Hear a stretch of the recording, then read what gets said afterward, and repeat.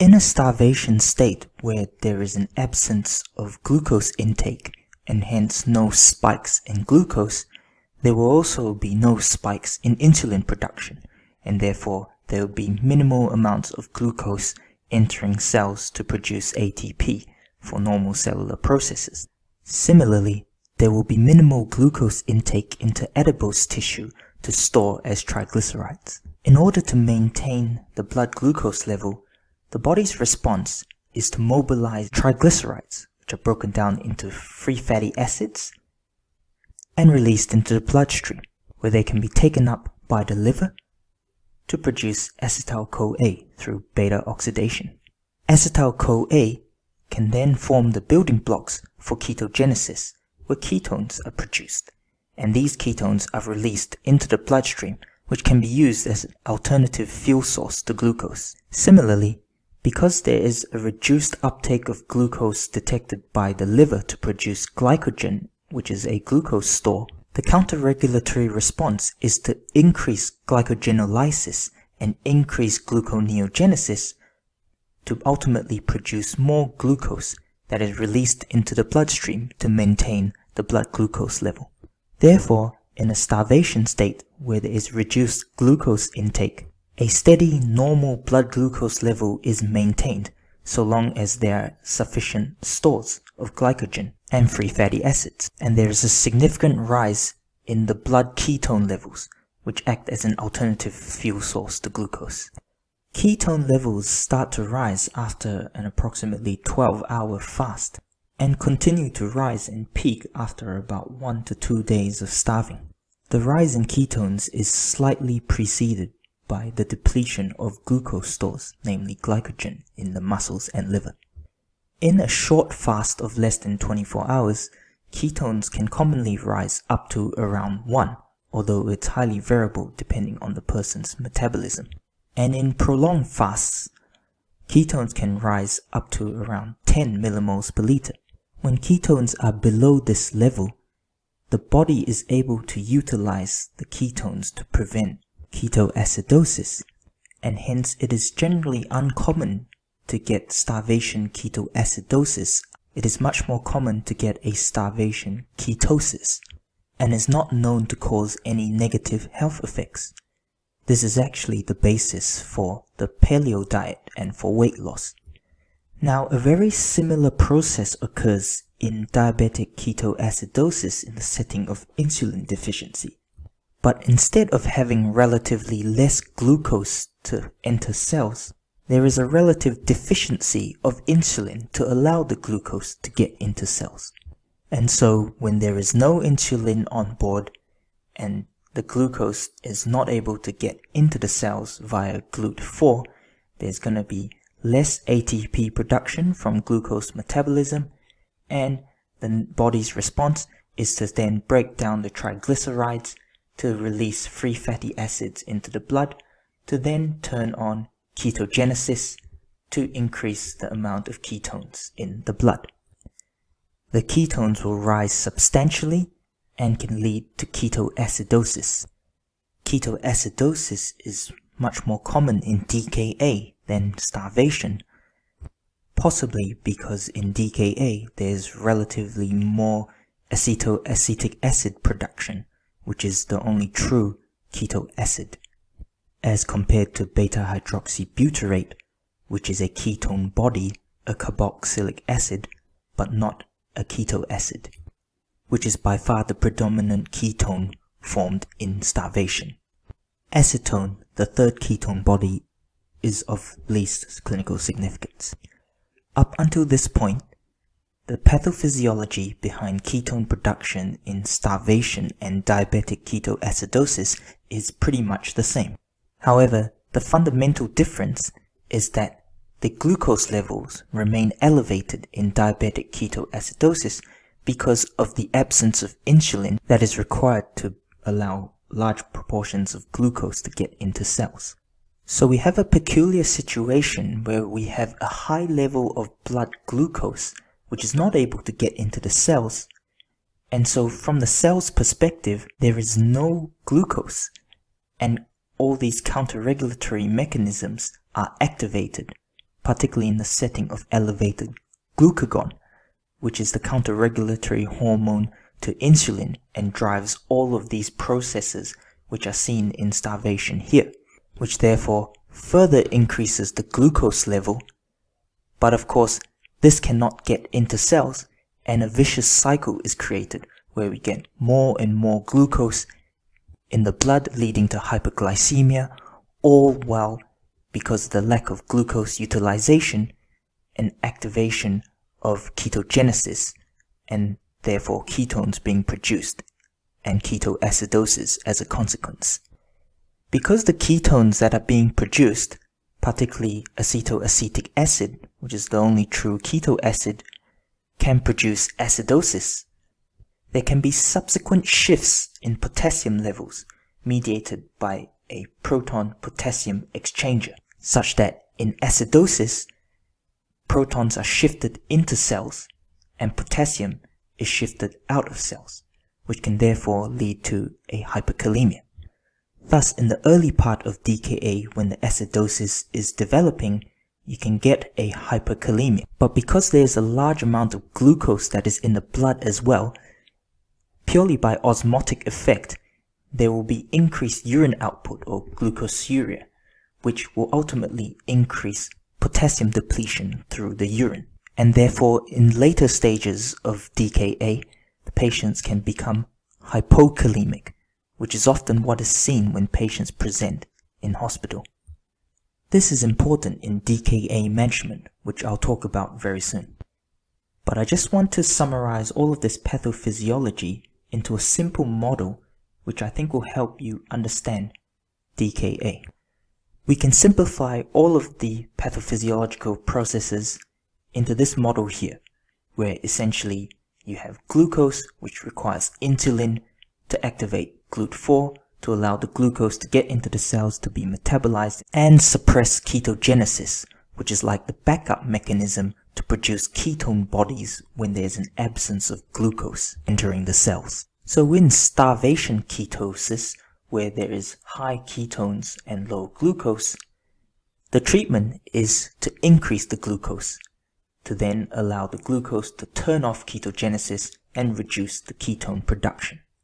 In pure starvation ketosis, insulin is still working as normal, and so any glucose that is administered should be able to enter the cells. In DKA, insulin deficiency is the problem, and to fix this, we have to administer insulin, which will activate GLUT4 and allow glucose to get into the cells and lower the glucose levels, but more importantly, the glucose entering the cells will switch off ketogenesis and reduce the blood ketone levels as well, thereby fixing the high anion gap metabolic acidosis that is associated with DKA. Oftentimes, you'll see cases of mixed starvation and diabetic ketoacidosis, particularly in patients who present late with DKA and because of the DKA have quite severe nausea and vomiting and are not able to have good oral intake. In these situations, insulin therapy, particularly in the form of an insulin infusion, is critical because this allows the glucose to get into the cells, but you want to have extra glucose on board to really drive that glucose in and turn off the ketogenesis. In practice, it is not uncommon to see patients in DKA get an insulin infusion who then get their glucose levels back to relatively normal but still have an elevated ketone level. And in this situation, this tells you that they still need more glucose to get into their cells to turn off the ketogenesis.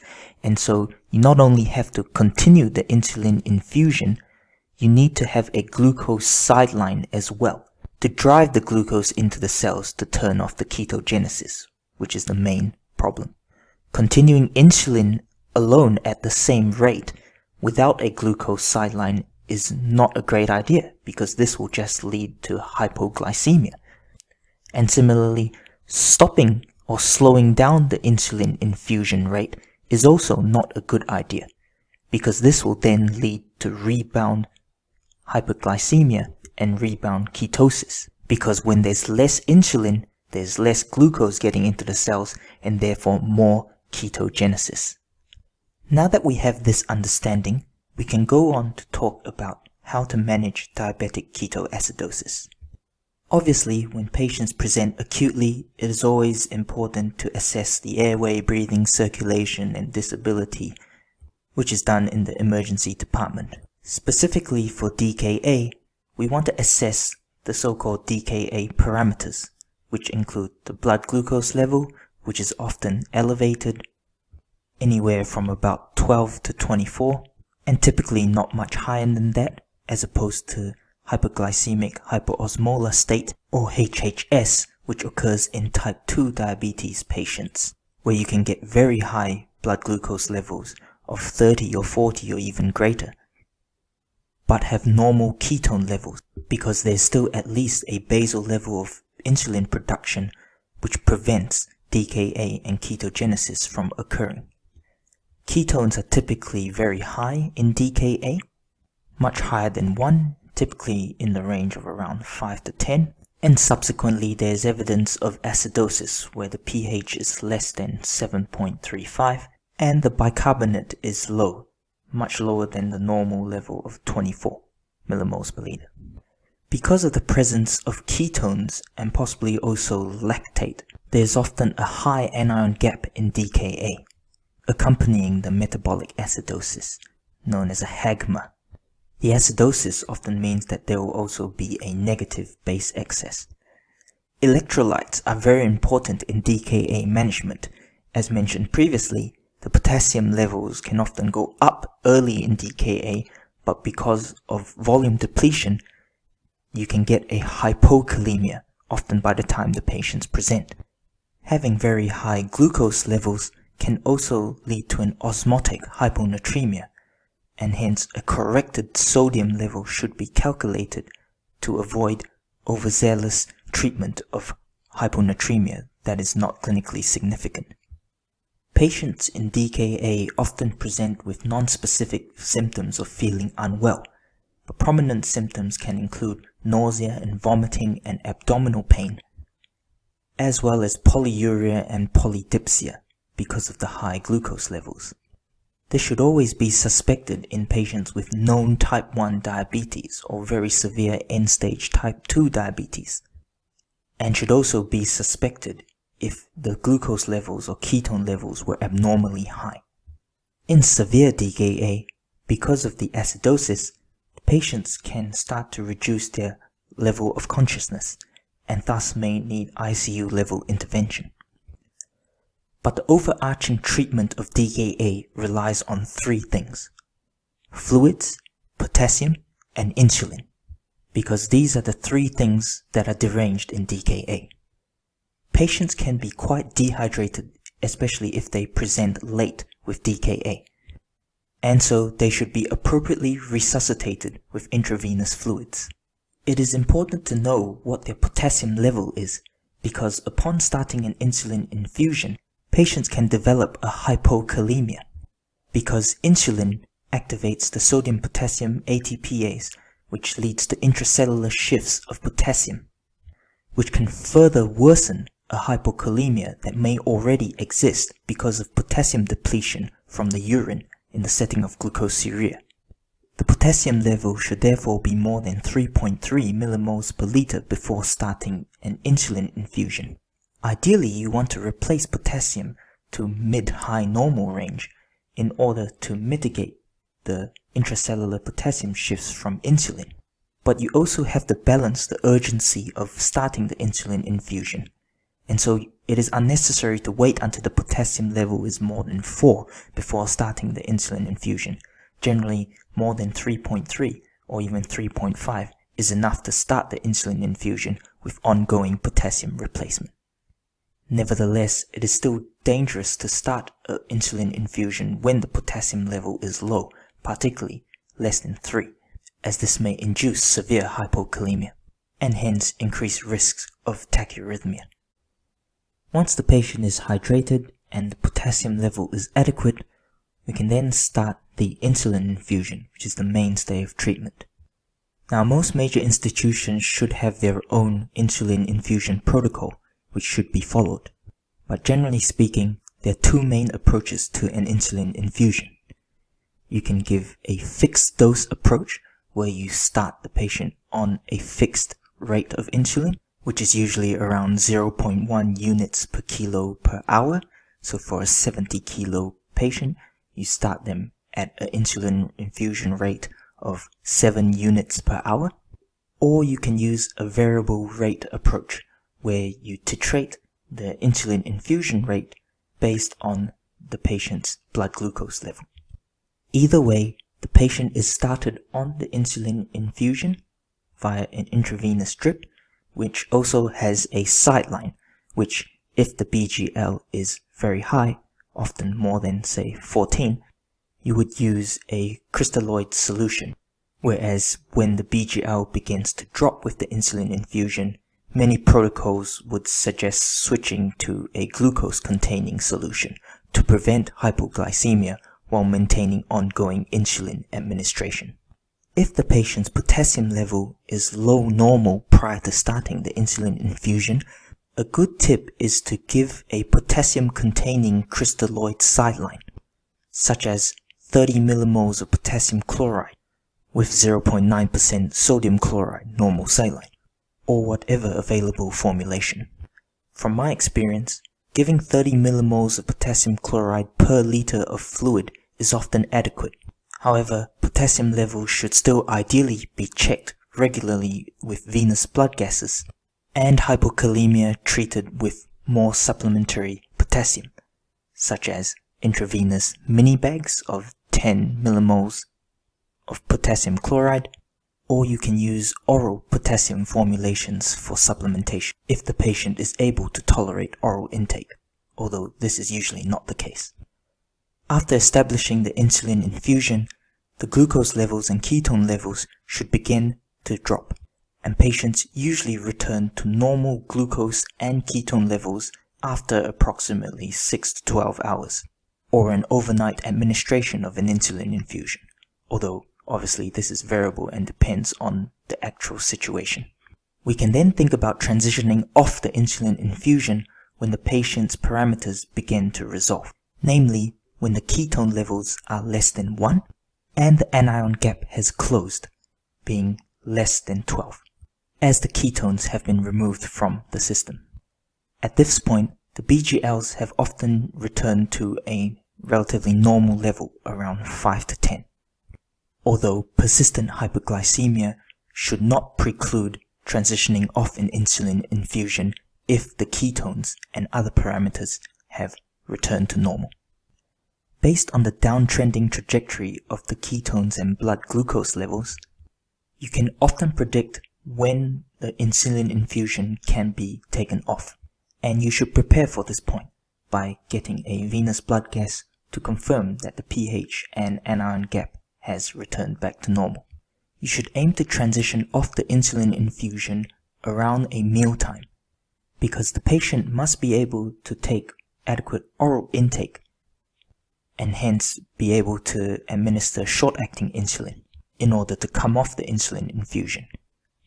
Importantly, once we've determined roughly the time that the insulin infusion is going to come off, so say the insulin infusion was started in the evening, you've had good response and the blood glucose levels and ketones are downtrending such that they're going to normalize by about the morning, then you would aim to transition the patient off the insulin infusion at breakfast time, where they can trial their breakfast, and if they're able to tolerate this, then the insulin infusion can come off and they can continue with short-acting insulin to cover their meals. But very importantly, the patient must have long-acting insulin on board prior to taking off the insulin infusion, because it is the presence of the insulin that is going to prevent the whole process of DKA from happening. Therefore, you need to administer long-acting insulin at least 1 to 2 hours before taking down the insulin infusion, but ideally around 4 hours before taking down the insulin infusion. If you do not administer long-acting insulin prior to taking down the insulin infusion, you will often get a very quick rebound DKA. because the half-life of intravenous insulin is only about 5 minutes. So from the moment you stop the insulin infusion, the blood insulin level will quickly deplete to essentially nothing after about half an hour. And although they may have some short-acting insulin to cover the meal as they transition off the insulin infusion, that short-acting insulin would only have a maximum duration of action of 3 to 4 hours, and therefore after that, the patient will have no further basal insulin on board, and therefore they'll go back into DKA again. The only major exception to this rule is when the patient comes in with DKA and was on an insulin pump that malfunctioned. Because the insulin pump is essentially like an insulin infusion that's happening all the time, you can essentially transition the patient from the insulin infusion back onto a functional insulin pump without any bridging long-acting basal insulin. And lastly, you must always look for the underlying cause of the DKA.